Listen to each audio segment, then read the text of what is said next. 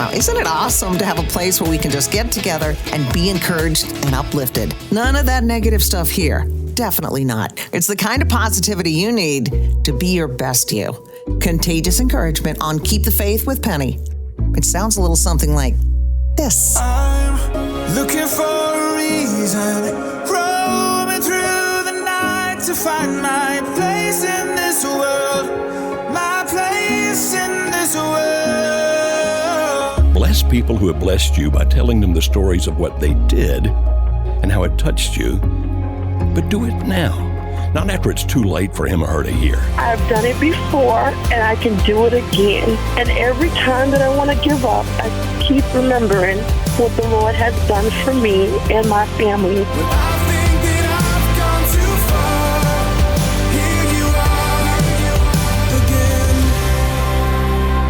are again. Let a friend know. Contagious encouragement is right here and going strong on Keep the Faith with Penny. Keep the Faith. I'm Penny, thinking about the millions of ways God shows up in my life. Oh my gosh.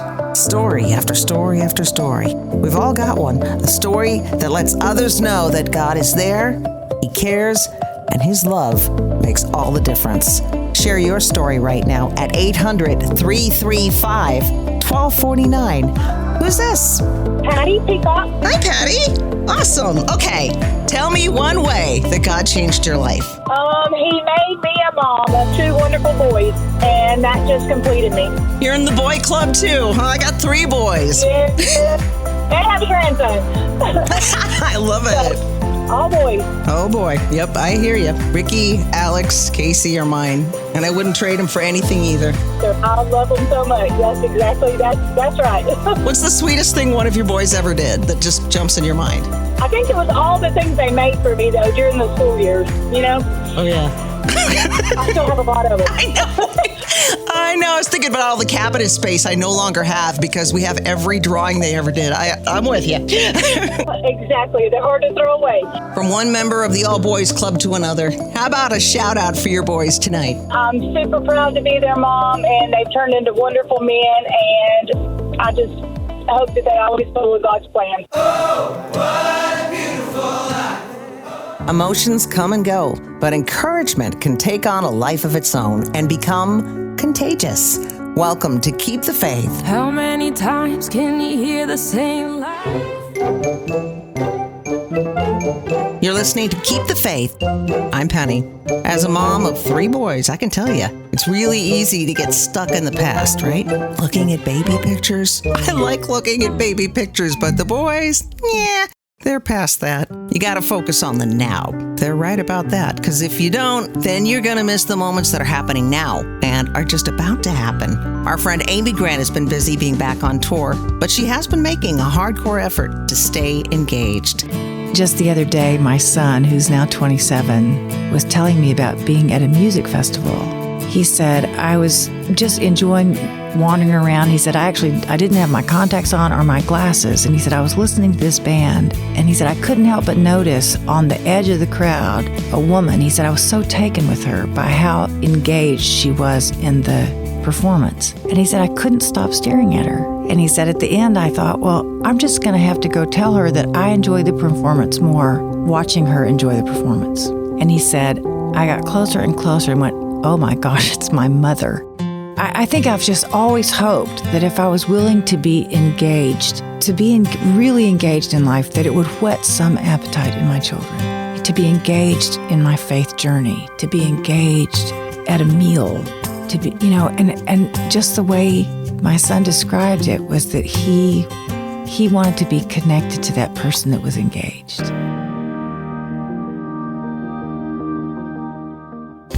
I am amazed that even in churches, we worship as we do, we believe as we do because of the principle of forgiveness. And yet in our own lives, we ignore its power. Forgiveness is a decision, not an emotion. We treat it like an emotion, which is why it drags us around like a dog on a leash. But when we decide to forgive, our emotions eventually follow our decisions, and our spirits are free. There you go. That's the kind of contagious encouragement that Keep the Faith is all about.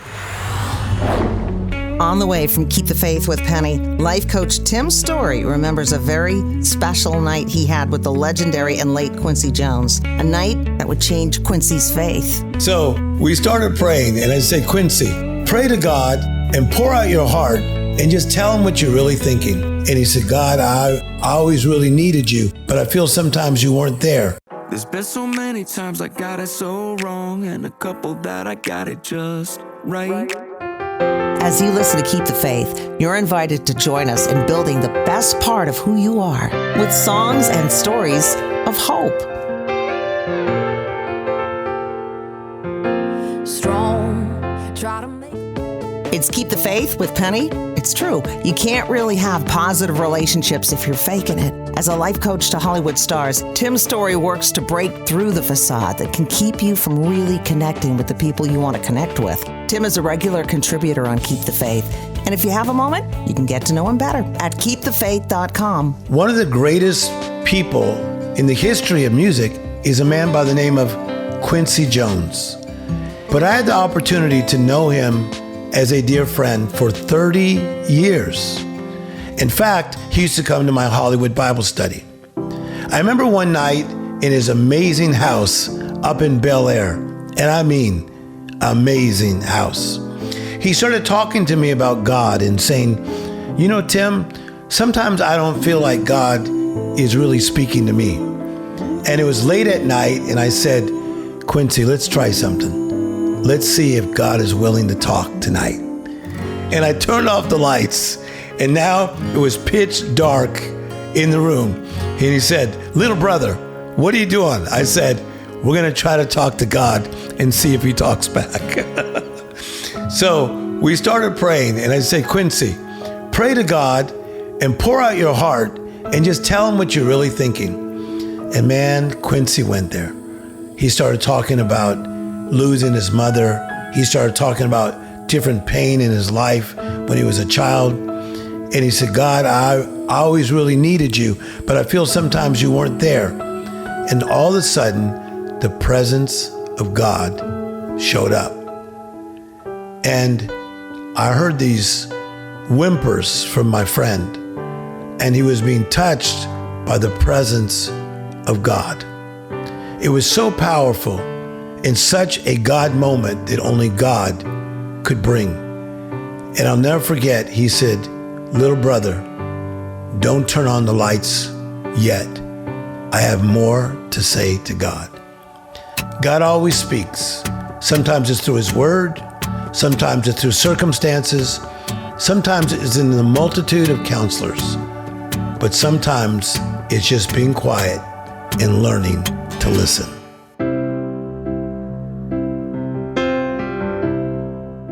Encouraging songs and stories can create a new chapter of hope inside of you. As you listen to Keep the Faith, are you ready to start a new page? Trouble knocking at my door today. My hope is in you, Lord, all the day long.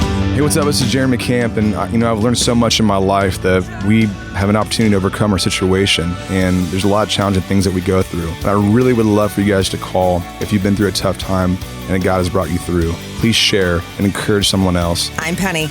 Take a moment and share what's going on in your life. Reach us at 800-335-1249. So I got this jar from my 14-year-old daughter a couple of years ago, and it said on it, 365 ways I love you. Oh my gosh, wow. And the jar was filled with little notes from her to me, and the notes were just wonderful. They made me laugh, they made me cry through the entire year, every day. Yeah, I think if one of my boys gave me that, I would be sobbing. That is amazing. So that was surely the most precious gift I've ever received. And I'm getting some ideas in my head how to display them one day, maybe in the shape of a heart. That would be perfect. I just love her so much. She is a very, very special girl, and words can't describe. She's just wonderful. It's like it was yesterday. Sometimes we need an anchor to stop and remember where we're going on Keep the Faith. Our anchors are songs of encouragement and stories of lessons learned in deep waters, anchored in hope. So instead of having a to-do list every day, can I see what I'm going to do every single day is a to-love list?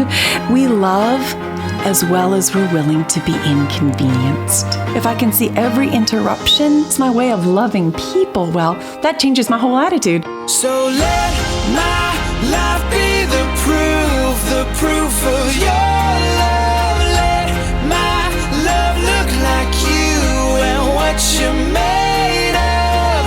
How you lived, how you died, love is sacrifice. So let my life be the proof of your love.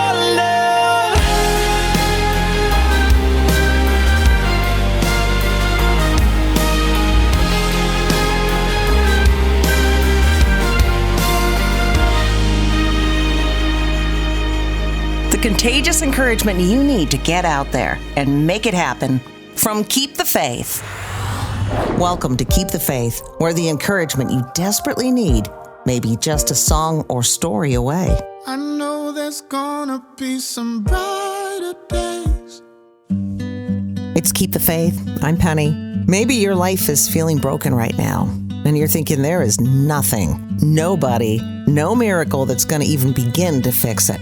Well, Nicole Johnson knows how that feels because she's been there. She is a big part of Women of Faith. She has been for years, and she's written books like Fresh Brewed Life and Keeping a Princess Heart. It wasn't until she hit rock bottom that she realized how powerful a new beginning can be.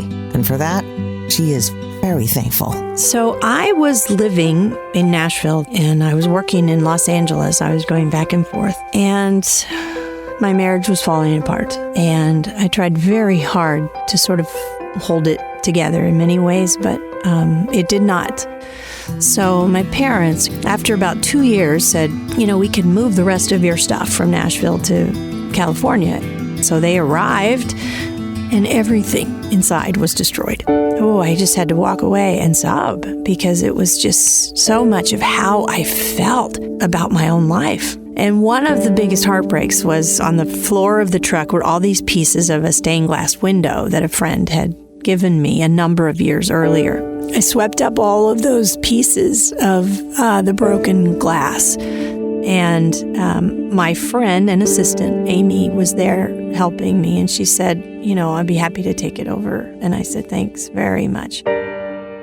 About a year later, at Christmas time, I was opening some Christmas presents, and Amy came over. She'd brought me a gift. It was a new piece of stained glass. And instead of taking that trash bag to the trash, she took those pieces to an artisan who could take them and remake them into a different piece.